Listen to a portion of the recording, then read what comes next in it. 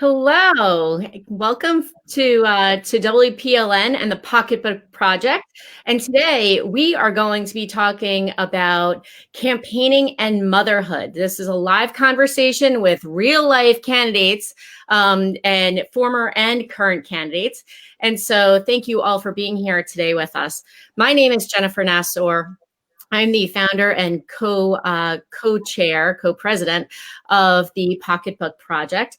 We are a organization supporting center-right women in their run for elected office and getting involved in politics and government. We support fiscally conservative candidates, and we are always looking for good women who are looking to run. We know how difficult it is for fiscally conservative women to run, especially in New England in these days.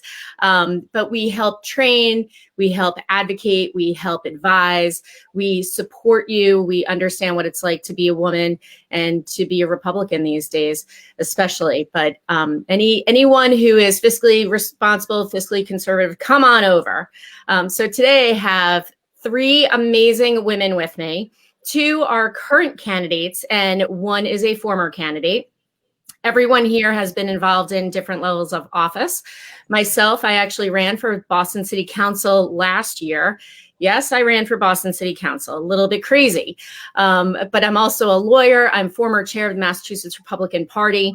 And so today I have two Republican women running for state House of Representatives in Massachusetts and a friend joining from New Mexico, which is amazing. Thank you so much for being here.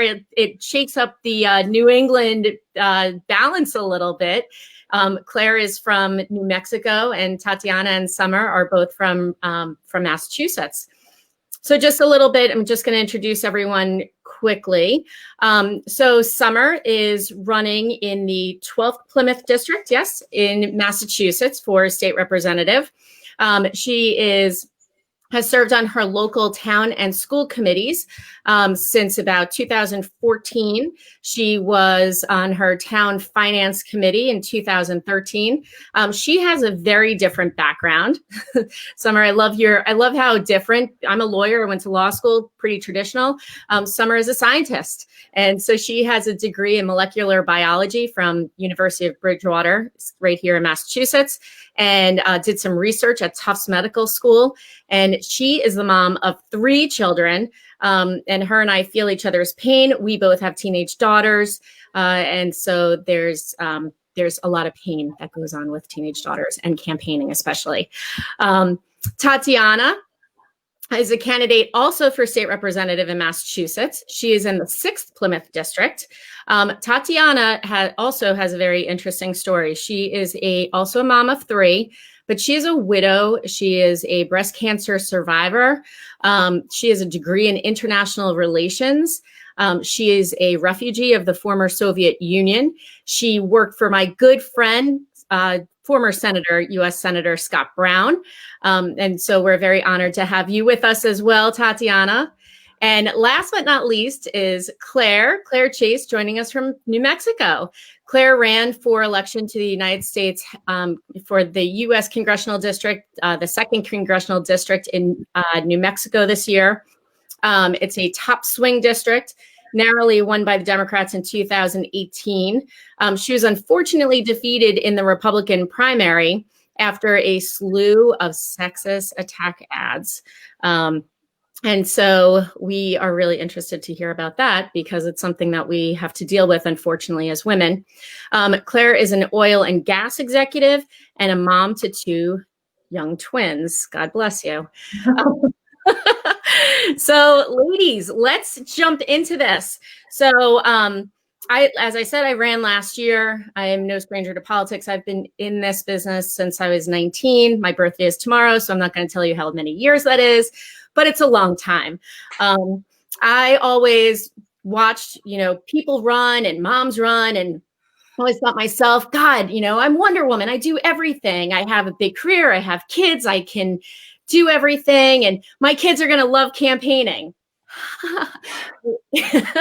My 8-year-old did. And if I could have had a fly on the wall after the campaign to listen to what my teenagers really had to say about it, it would have been interesting.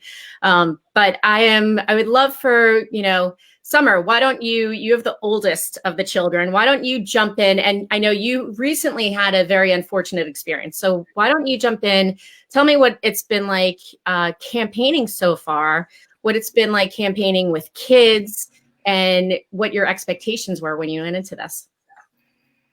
So this is my second run. I ran in 2018. So my kids kind of had an idea of what we were getting ourselves into. And before this all started, I said to them, I was like, listen, I sat them down with my husband and said, this is what I'm thinking about doing. I wanted their blessing. And their response was, well, I guess you're not coming to any of our games this season. And I was like, oh, guys, because they immediately knew that I would just be taken away from them pretty much. And it was also great. So that means you're going to be at meetings every night, which I'm already at anyway with school committee and the other things going on. But yeah, it's really actually pretty great and encouraging. My kids are very wonderful. They love going to standouts. They did have an unfortunate experience. We were standing at a standout and we had some back the blue stuff and my signs, and this woman and the guy that was with her pulled up next to us in their car. The woman was displaying the middle finger at me and my children. And I'm talking my 11-year-old and my 3-year-old boy standing right next to me. And I looked at her and I said, excuse me, but there are children here. And at that point, the gentleman in the passenger seat took whatever cup of soda and ice and whatever else was in his cup and threw it at me and my children and the elderly gentleman standing next to me. And I'm fine. That's actually the second time I've had water or whatever thrown at me. I can handle it. But when you come at my kids, that's like when Mama Bear shows up. And so I got upset, turned to my children. My 3-year-old's crying hysterically. Why did they splash me? Like, he can't understand. My 11-year-old, I kind of didn't really pay attention to him at first because I was so focused on the 3-year-old. And then I looked over and he's standing there holding my sign, and the look on his face, it just like his spirit was broken. And I was like, oh no, this is not happening, because he felt like he was doing something wrong. And that's what bothered me, is like, here he was supporting his mom. We didn't have any other stuff there except for some, pro-police stuff. It wouldn't matter if we had 100 Trump signs there. That's not the point. Like, it just was the fact that he felt broken and was so upset about it. And I was like, I turned it into a learning moment for him. Like, we need to stand up for what's right and speak on behalf of people that are afraid to speak, because things like this happen. And in fact, I put it on Facebook because I wanted to share my story. And the outpouring of support was amazing. And just the other day, I came home from door knocking and I had picked up my sons and I pulled in the driveway, and one of my supporters had pulled up in my yard and hopped out and gave each of my kids a Celtics hat. And they were like, and she said, I want you to know that there are people out there that really are proud of your mom, and you should be proud of your mom.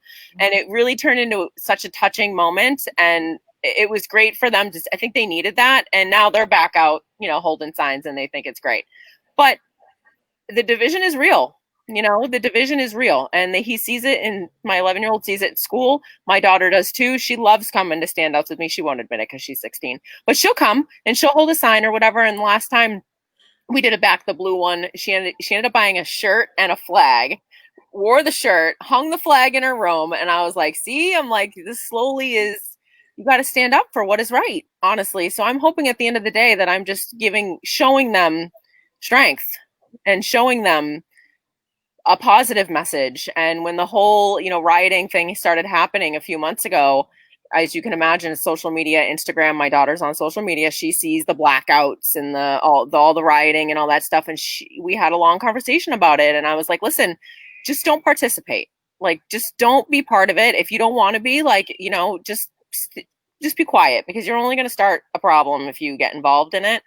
But she was afraid to, say that she supported the police, and she was afraid to, like Tatiana, she'll share her story. It's about, they've pushed so hard to silence us as Republicans and conservatives, and they're indoctrinating our children to be silent too. And it's frightening. So now, why the whole story is absolutely absurd of what happened. I don't know what I would have done. I'm glad I mean, you holding your cool, keeping your cool so long is amazing.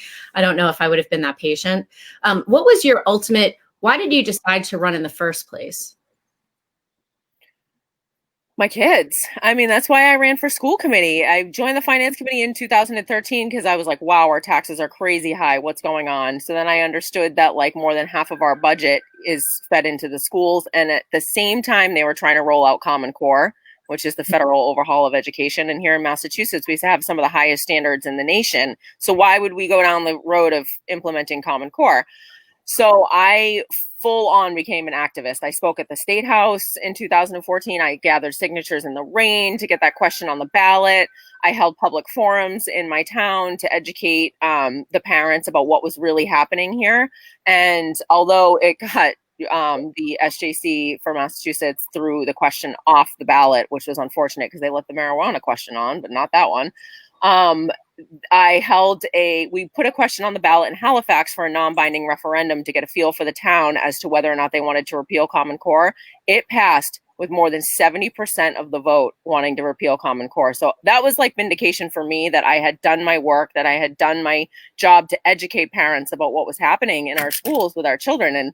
And it made people aware of what was happening. And so I just felt like after several years on the school committee that I was ready to grow. And, I saw in this district us not being adequately represented. We're a fairly conservative red district. It went red in 2016. And I am sure hope, and I get the feeling it's going to go even bigger red in 2020. So I just said, you know what, this is my opportunity. I ran last time. I lost. I needed 27 people to flip their vote in the primary for me to win. And my husband actually was the one that was my biggest supporter. He was like, no, you have got this total ground game here. Like, you cannot give up on these people. You have to run again. You have to. And I noticed that when I ran again, people already knew who I was.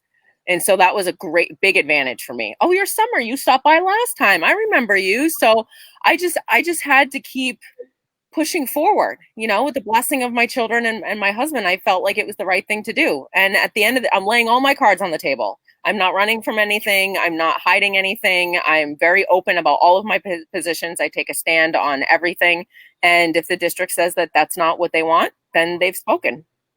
I just need to accept that. Awesome. Well, we're plugging for you, Summer. Thanks. Claire, you also have a little bit of a different career and still have a different career as a oil and gas executive, and you have two young twins. What was your reason for getting involved in politics in the first place? I know you have been a senior legislative advisor and aide, but I mean, what would make you actually take the plunge this time? Jennifer, it's a great question. I think as we, in New Mexico, as I was looking at the future for my children, so as you mentioned, I have 4-year-old twins, and we actually have the worst education system in the country. As parents, and especially as mothers, we always want to give our children the best. We want to provide for them the very best education, the very best life that we can, that's available to us. And to me, being last place wasn't good enough. Obviously, we have some amazing teachers, we have amazing educators, but they're just not, for whatever reason, whether it's administration or policy or whatever is preventing our teachers from being able to be effective at their jobs.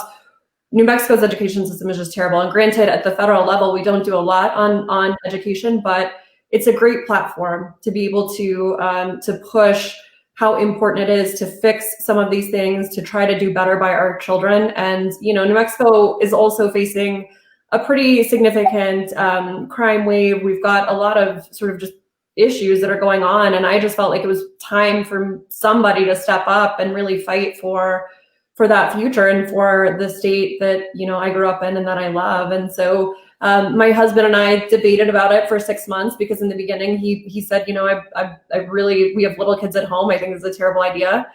And I said, okay. And we're faithful in our household. So we prayed about it. We talked about it. And I kind of was, really grasping on this idea and not wanting to, listen to my husband. And finally something happened, God was like, look, this is my way of telling you that maybe right now is not the time. And so I said that to my husband. I said, I get that maybe I'm not hearing you, and I have to have your support. We have to do this as a family. So if now is not the right time, then I respect that, and I respect you, and we'll give it a go next, whenever the next opportunity arises. And about a week later, he said, no, it's okay, I'm on board. And so we jumped in, and it's tough. It's tough to be a mom. It's tough to be a woman running, just in general, and so especially on the Republican side. And so it's definitely an experience. The number one question, or the number one thing I was told after the primary, after I lost, was, it's okay. You have a lot of time. You have young kids at home. That's really where you should be. And it really sort of upsets me because, no one would say that to my husband. Nobody said that to Beto O'Rourke when he ran for president. Nobody says that to, our spouses and our partners. And so, it's particularly, I think, in the Republican arena, we sort of have a problem with supporting young mothers who are out there fighting to make a difference and who are probably really well qualified to do these, to win these races. Yep. I have to say, I'm just going to bust in before I go to Tatiana, but when I was chairing the Mass GOP, one of the stories I share with female candidates a lot is I was 37 years old, and I had 2 young kids at the time. I now have 3, but I had 2 at the time.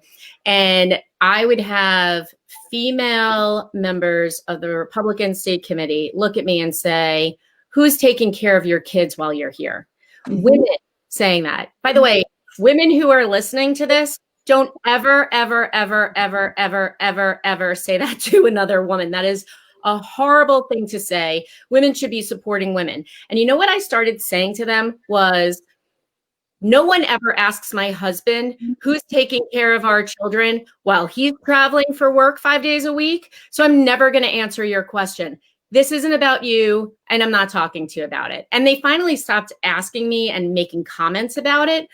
But I found it so sexist. I found it incredibly sexist coming from my own gender about what I should be doing. I should be home barefoot, pregnant, and making dinner for my kids instead of having my career. And that was just horrible. So good for you for sticking it out. It is difficult, which is why we have organizations like the Pocketbook Project, like WPLN, Women's Public Leadership Network, like Rise New Mexico. All of us groups exist because we want to support women like you 3. Mm-hmm. Tatiana, what got you involved? Why did you decide? And especially, you have an even more difficult situation. As I did, I'm divorced. And so I ran not as a single mom like you, which I give a tremendous amount of credit to, but it's also a little bit more difficult because it's a little bit tougher to balance. So what did you decide? How did you decide it? And how are your kids doing? So last year, it's actually funny, but it's exactly a year that I had my oldest daughter, who was 12 at the time, come home from school. She was in 7th grade. And she said, Mama, please don't ever tell anybody that we are Republicans because I'm going to be bullied in school. And then she proceeds to cry, and not just cry, but torrential cry. Mm-hmm. It was so shocking. I held her and I said, it's going to be okay. But it was the first moment in 32 years of living in America. I came from Russia in 1988 as a 10-year-old girl. But in all these 32 years, it was the very first time that I felt that sense of oppression that I felt back in the former Soviet Union. And I was horrified. It was like a bit of a PTSD moment. And I also started crying with her. I couldn't believe that my young daughter was feeling what I felt back in the former Soviet Union, when I couldn't speak about the fact that I didn't agree with the Communist Party, when I didn't want to wear the Lenin star on my lapel, when I was afraid to speak about my faith in God in an atheist society. And it made me very sad, but also very scared. And I realized that this is where oppression starts. It starts in school. It starts by silencing society, whether it's in our schools where children are indoctrinated to think a certain way without question. I grew up in that society, and I said, this is not the America I came to 32 years ago when we came in as refugees fleeing persecution. I come from a family that was, I'm talking about labor camps. 20 years my great-grandfather spent in labor camps, executions, starvation. And then I'm seeing this starting here in this country. And I said, okay, if I'm going to do this journey of, running for office, it's hard, it's scary, it's going to be not easy, but I think I'm more scared of doing nothing and what's going to happen if we do nothing. And for so long, I feel like lots of good people have done nothing. We've just sat on our hands and watched our country being taken over by a very dangerous ideology that originated with Marxism and then proceeded to Nazism, to Bolshevism, to communism, and it's starting to erode our society as well. And I said, if I can bring awareness, at least, I don't know if I'll win, then let's do this. And so I wrote an email. I swear to you, that morning when I woke up, I had no intention for no political aspirations whatsoever. I came to Duxbury to just live a quiet life and escape my pain of losing my husband, of surviving cancer. And I wrote a message this big to the Mass GOP, and I said, if you need me to run for anything, here's my story, here's my resume, here you go. And then in February, I heard back from them. It took a bit to hear back, and I did finally. And they said, you can do this race against a radical Democrat, state representative. And I said, okay, let's do it. It's been hard. I have to say, I am a widow. I don't have anyone that I could just have my kids even pick them up from school. It's all on me. Making the school lunches, all of it, dropping them off, picking them up. So it's definitely a balancing act, but I've been giving it my all. We've knocked on 8,500 doors already, and we're not stopping. My children are having fun, actually. I should say my two younger ones are having fun. They love the standouts, but my oldest one, the one who was crying, she said, Mama, now I'm definitely going to be bullied because everybody's going to know who you are, and they're going to connect me to you because of our unusual last name. And so she's having a hard time. She's 13 now, and it's a tough age, but just trying to show her lots of love and how important this is for us women to stand up and fight for what we believe in. Absolutely. That is such an important part of it. My kids are 17, 14, and 8. And so my oldest was a sophomore in high school as I was running. And even just more recently with everything going on and, so much in the news all the time, and the kids are, so aware on social media. My kids have said, if they don't follow the trend of what everyone else is doing, then their classmates say to them, you're not doing this because your mom is a Republican. And my kids have gone back at their classmates and said, that's not why. Like, we have our own minds, and that's what our mother has taught us. But it is difficult because people know who you are and what you're doing, which is, a little bit more difficult. I give you a lot of credit. I had the lunches and the dinners and the, lots of hugs. That's the most important thing. Anyone out there running with kids, just lots of hugs and maybe a little bit of too much little ones sleeping in bed at night because you feel a little guilty. We do have a question from the audience. One of the questions that we have is, what can adult children of candidates do to support their moms seeking office? And that is such a good question because all of us have kids that are still at home.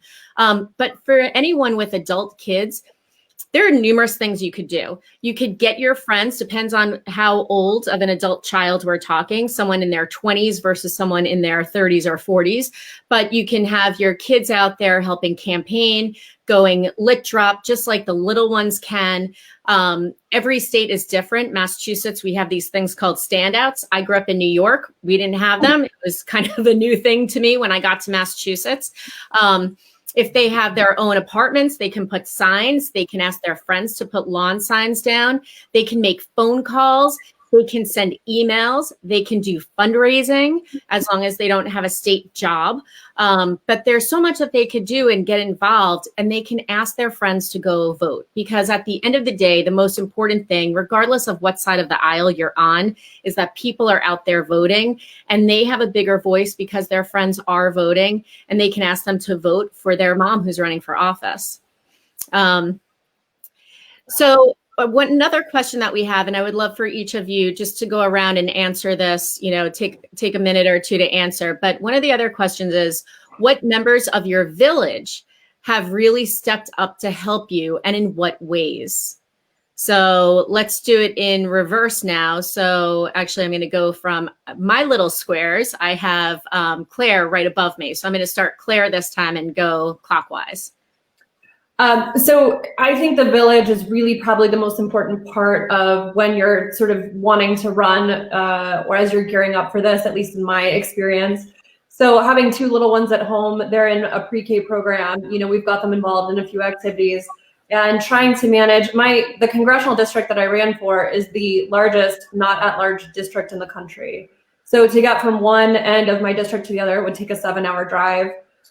In the first 6 months that I was running, we put, I think, 50,000 miles on a car that, it was essentially brand new. So I was on the road a lot, and it matters to have that village. So I was lucky enough I am lucky enough to live in the same area where both sets of grandparents live. So both my parents and my husband's parents are here. I have two brothers that are really incredible uncles that really step up and help. And so we were able to rely on the family to really help us, pick kids up or manage the schedule or take them on a night when my husband and I both needed to be at an event. And so I was very, very fortunate in that way, but that was a big part of the decision to run. We would not have maybe made the same decision if we hadn't had that safety net behind us. And I have to commend, like Tatiana being able to do that by herself. That's a really incredible thing, and it's very difficult. And, I was lucky to have the support system that I have. Doing it on my own, man, that's really, really something. So certainly engaging your village, friends, if you have friends that are able to do pickups and drop-offs, that's really important to have, just because it takes a little bit of pressure off of you when you're trying to get done all of the 9 million things that you're trying to do in a day. You already don't have enough time. And so when you're trying to also manage that stress, I think it adds a level that, as moms and as women, we're pretty well equipped to handle, but it helps if you have a little bit of that village to help back you up on the days that you really need it. Awesome. Tatiana. All right. So for me, I don't really have a village because I just moved into the district right before deciding to run. I was only here for practically a month and a half. Well, actually 2 months, and when I made that decision. So I haven't had a time to establish a village. I do have a great relationship, which I'm very thankful for, with my late husband's family. So his mom, whom I still call Mama, and his sister Luba have just been incredible. They would stay here and watch the girls sometimes. So that's been very helpful. But in terms of, I come from a family of 10 children, and I'm the oldest one, the oldest daughter. It's my brother and then me. And so I grew up doing everything for my family, helping my parents. So I have a very hard time asking for help. It's actually a huge problem for me. I work and work and work until I get it done myself, and I don't reach out, and sometimes it hurts me in the end. And I'm slowly learning how to do that but it's very uncomfortable for me. I'd rather do everything on my own than inconvenience people. But it's been fine, I guess. I'm ripping at the seams, but I'm getting it done somehow. So in 2 weeks, you'll be able to sleep. Yeah, in 2 weeks, I'm planning on some sort of a getaway from campaigning, but also from motherhood as well, to tell you the truth. Yeah, for a few days. You need it. You definitely deserve it. Summer, how about you? How's your village holding up? So actually, I don't have any family around here either. My husband's family is all in Connecticut. My family is either down on the Cape or, have their own things going on. Or my brothers are in the military, so they're not around. So yeah, I really don't have. Honestly, if I didn't have my 16-year-old, I would be lost. Like, she is. I don't even think she understands how incredible she is and the amount of support that she's given me. I even sometimes, if I'm running out, quickly to the post office or whatever, will leave my 11-year-old with the 3-year-old because he's great. He's very responsible for a young boy. But I just honestly, like, Caroline is my rock, and she's busy too. She plays volleyball, she plays basketball, she's a sophomore, so I have her classmates and sports teammates will help in terms of rides and such. But and to be frank, I go to a lot of my events alone because I need my husband home with the kids. So he supports me in that way. Like, and much like Tatiana, I am the oldest of 5 children. I don't ask for help well either. I very much am like, I'll just do it myself. Or I feel like sometimes when I delegate, it's not done right. And so I'm like, I'll just do it myself. Forget it, but I have gotten better about about standouts. I'm like, that is one thing that I don't need to micromanage and control. Like, somebody else just take it off my plate and tell me when to be there, and I'll show up and say hi to everybody and hold a sign myself. So I have gotten better about delegating tasks out. But to be honest, I feel like I do a lot of it myself in my own little circle over here. So, I mean, I wish I had more help from my parents, and I wish my husband could come with me to these events, but he just can't.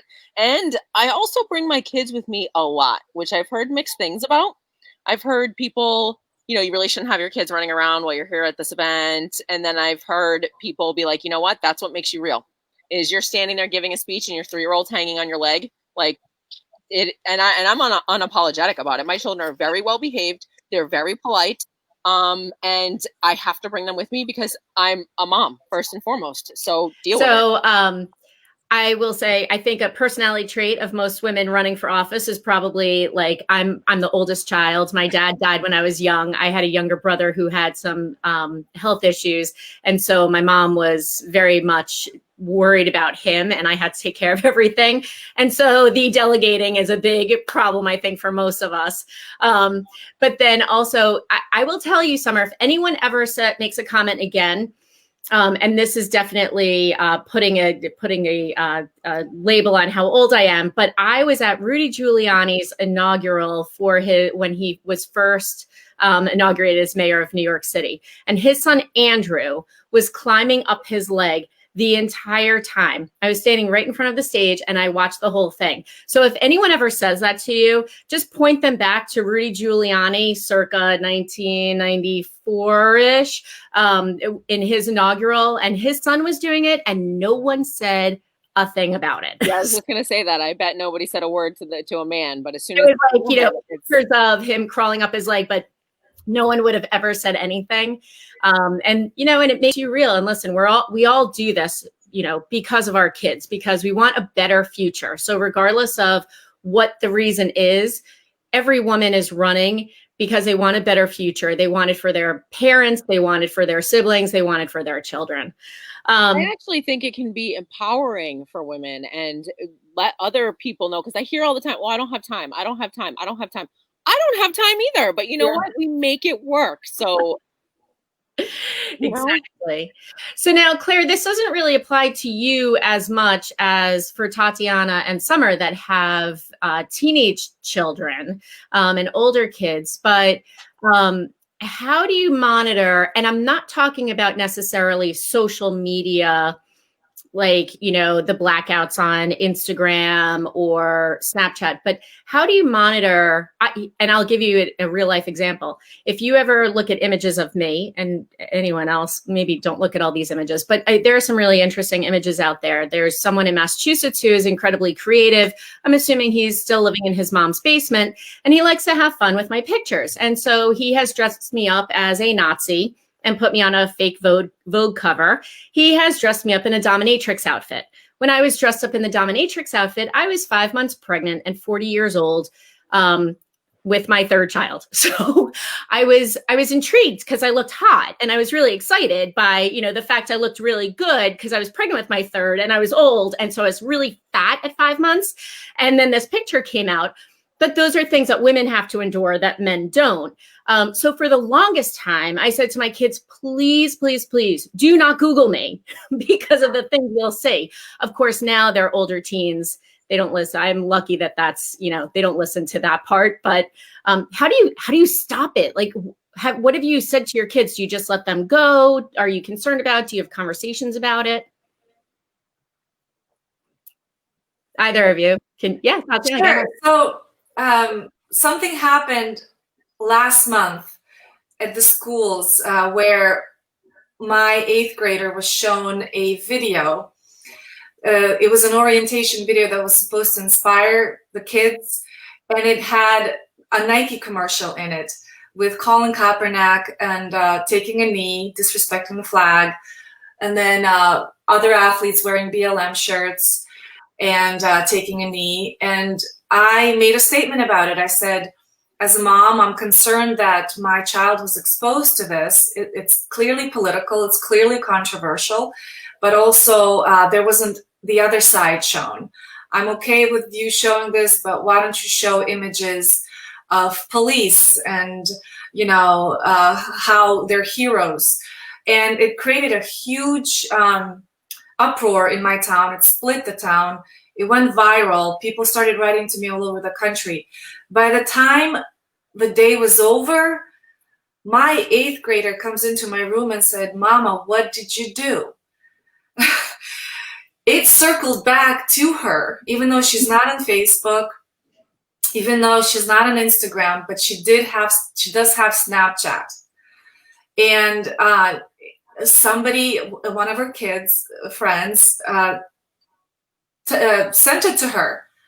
So even though she's not aware of everything I'm doing, it's incredible how kids will still find out. And so my approach has been that they can't be sheltered too much. As a parent, you're going to go nuts and crazy, because this is really the reality of today's world. Our children need to learn and navigate this new type of living that has been created by social media. Just like we and our political campaigns now have evolved to include social media as a huge part of running something like this. You being shown in those horrible ways by somebody living in their parents' basement. I got a band of mean housewives band together. They're very closely connected to my opponent. A lot of them work for him. And they created a horrible smear campaign against me. These are fellow moms, fellow mothers, my age, just hating me. They dissected the timeline of when my husband died.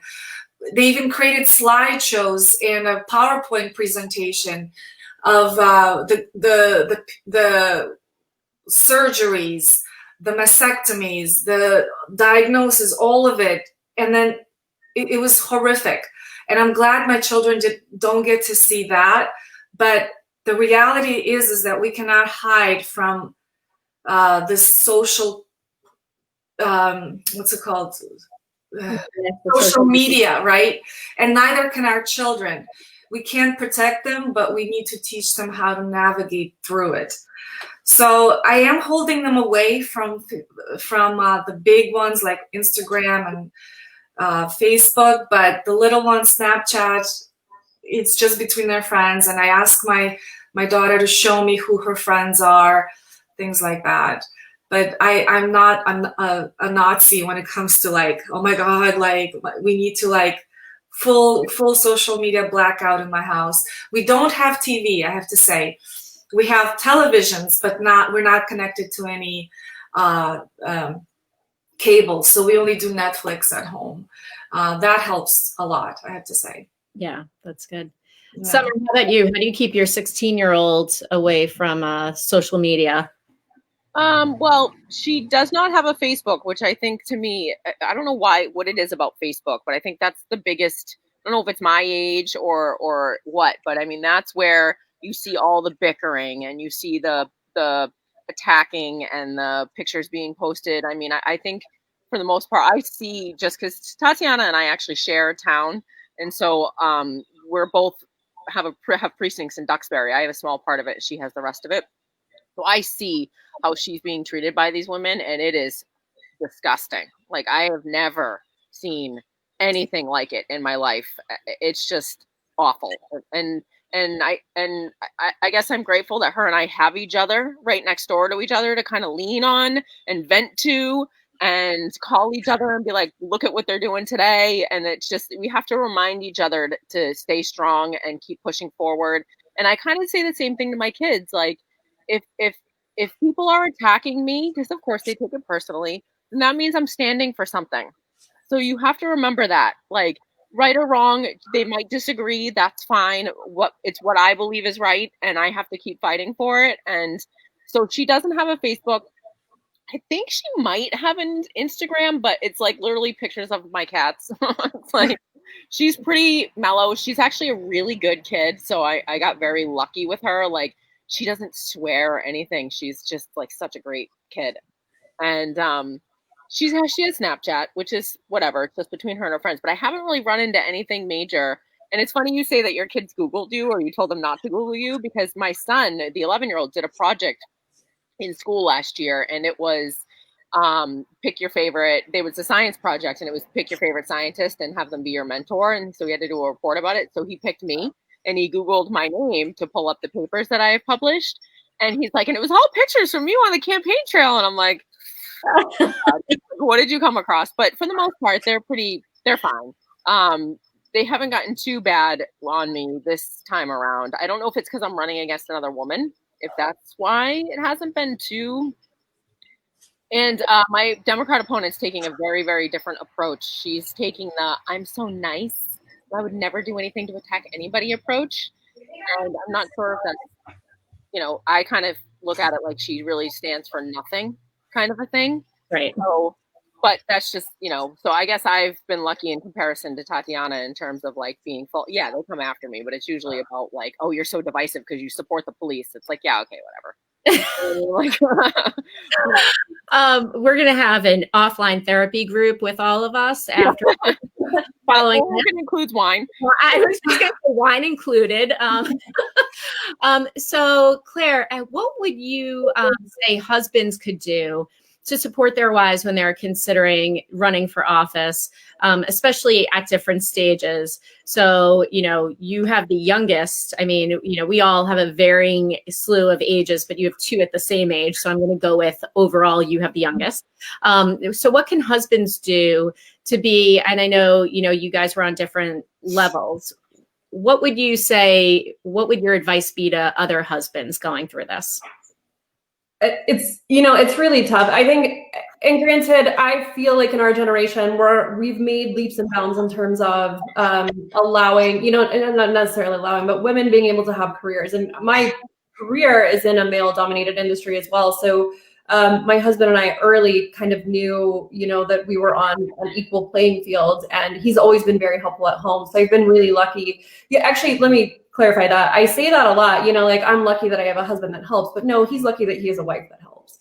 And that's kind of the narrative that we need to adjust, right? Is that, Similar to summer, you know, I mean, like I have people say to me all the time, you know, who's watching their kids? Well, they have a father who is active and who is helpful. And why are you asking me that? You know, I mean, what I left my 3-year-olds at home with a bowl of food and some water and like let them fend for themselves. I mean, really, we're mothers. What do you, I mean, like our number one priority is always our children. And it's not like I left them in an unsafe environment. So it's frustrating because you get that all the time as a woman. And I will never forget the very first time I was asked, well, how are you going to raise your kids? Don't you worry about that. They're just fine. You know, like and it was from a family friend who knew my story, my husband's story, you know, has known our whole lives. So it was a very inappropriate question in general, but then coming from somebody who really knew us, it was tough. And I was standing next to one of the consultants from DC, and he was on fire because he also has a wife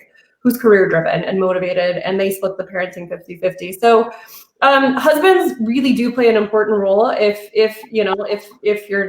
you have one. And thankfully I am lucky to have the kind of guy that is supportive and helpful. Once he got on board, he was on 100%. And that's when I sat down in DC, when I was going through the process of gearing up for this run, every member of Congress that I spoke to said, listen, this is a partnership. You are not running on your own.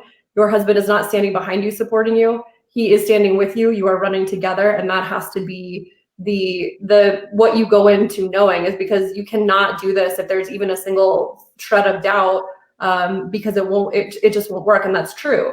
You have to be 100% on the same page. You have to plan out how you guys are going to manage the kids and how you're going to do things. And I attended a lot of stuff on my own as well, because my husband needed to be home watching the kids. We're lucky that we have the support system that we have, but we can't, you can't rely on them all the time.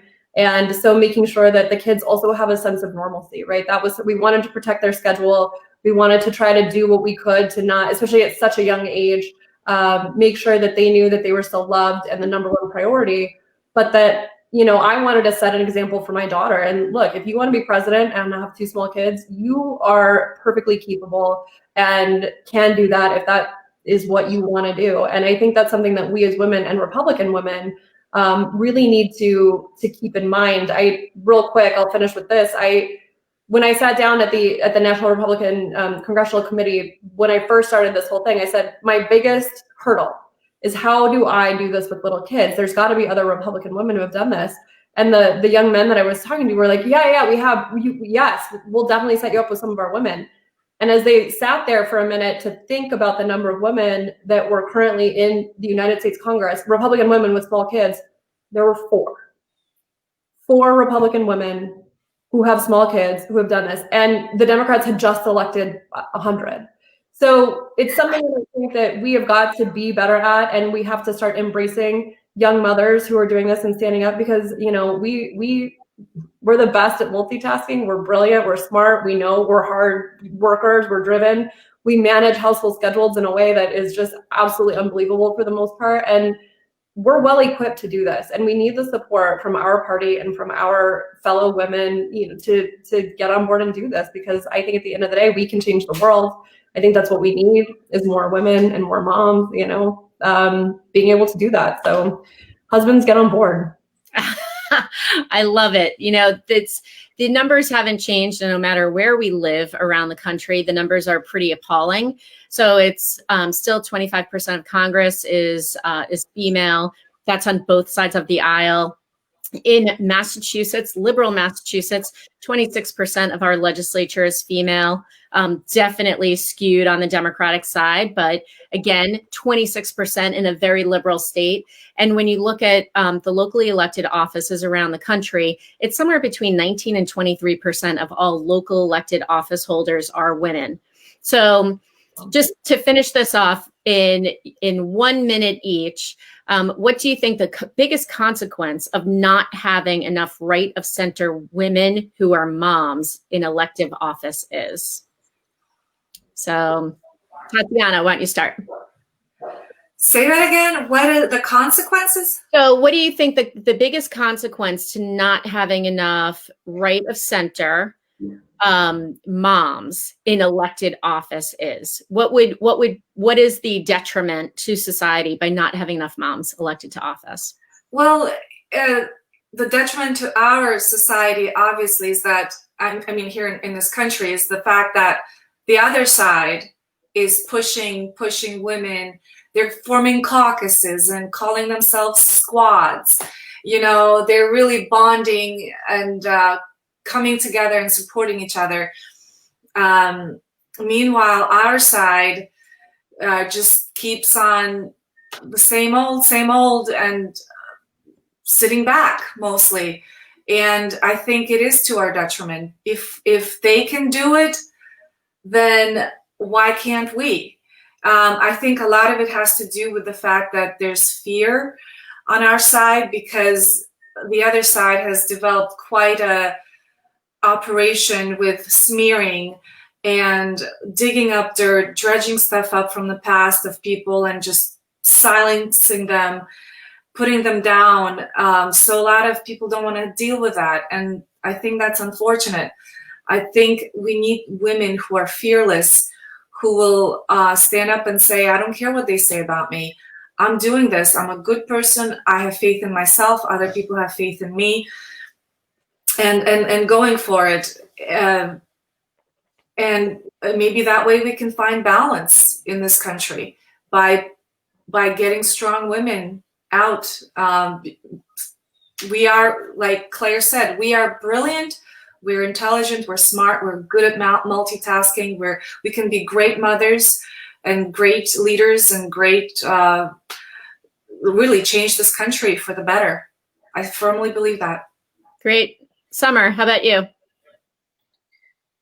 So it bothers me so much that the Republican Party is the party of like the old white man, because people all the time, you're a woman, how can you be a Republican? I'm like, are you freaking kidding me right now? Like, what a shallow thing to say. Or like, you must not support, gay equality and gay rights and gay marriage because you're a Republican. It's like, wait a minute, time out. Like, you obviously don't know anything about what it means to be a Republican. Same thing, like the left is, oh, it's for the children. All the time it's for the children. Oh, it's for the elderly, and Republicans are pushing grandma off a cliff. It's like, I think that we need to combat that image that has been painted of the Republican Party. And in doing that, we need to get more women like us and young women that especially that are moms in office, and showing our strength and showing our true colors and empowering other women to do the same thing. And just quickly to circle back to the social media thing and husbands, I would have to say my husband has a harder time with social media and the attacks on me than my children do. Like, he gets very,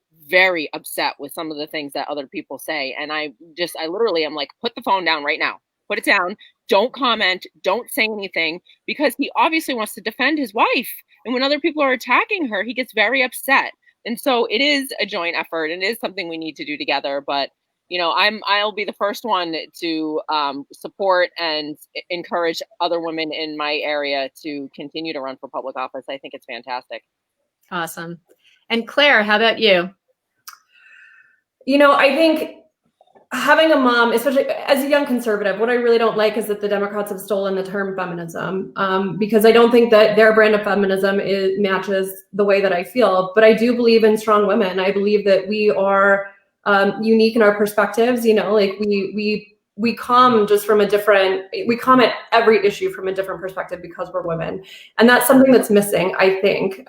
Just in general, I feel like the world would be a little bit of a better place because I feel like we're a little easier to find the solution to the problem, to not be so divisive, to figure out like our common ground and then work from that platform. And try to get some things done, even if it's not the full package. That's okay. I mean, we're good. We're good at negotiating. We have to negotiate with our kids every day. If I try to get my kids to eat green beans, I'm like, please eat green beans so I can give you ice cream. We're good at that at the very basic level, but that translates. And so that's something the Republican Party is missing, is this perspective, because we are not supporting our young mothers or our young women in running for office. My particular example was really tough. I ran against another woman and she attacked me in a super sexist way. You mentioned this in the beginning. There was an attack ad on TV that made me sound like a Valley girl. And it's frustrating because it's like, here's women treating other women that way, Republican women treating other Republican women that way. There's no place for it. Empowered women empower women. And I believe that wholeheartedly. I believe that particularly in politics. And so I'm very excited about meeting, everybody today for everybody that tuned in and heard our stories, because I think the more that we talk about it, the better off we're all going to be, and the more women that we can get elected, which is going to be better for everyone. Here, here, cheers to that. That is exactly, that at the end of the day, that's it. We need to support one another. And I think I've done my part to support friends who are on the left running for office. And during my run, one of my good friends who I'm thinking about right now would call me. Our politics are nowhere near each other, but she would call me and text me and just say, "How are you? Are you okay? Anything you need." And just knowing that there's another woman there, regardless of your political affiliation, regardless if you agree or not, but just being there to support other women who are doing this, because it is not easy. And for any of you out there, if you're thinking about running, we all encourage you to do it, because there's nothing more gratifying other than having children than running for office and getting to meet people and broaden your network. But it is hard. And if you're not going to run for office, you should be there to be someone running for office, a woman running for office can lean on and can get advice from and can really help out, because it means so much. So ladies, thank you all for being here. Claire, Tatiana, and Summer, thank you all. I appreciate it. To Women's Public Leadership Network, we are a partner of, Pocketbook Project is a partner of. Women's Public Leadership Network is a nationwide organization supporting and educating center-right women. We really appreciate you and all of the support you give to us at Pocketbook Project.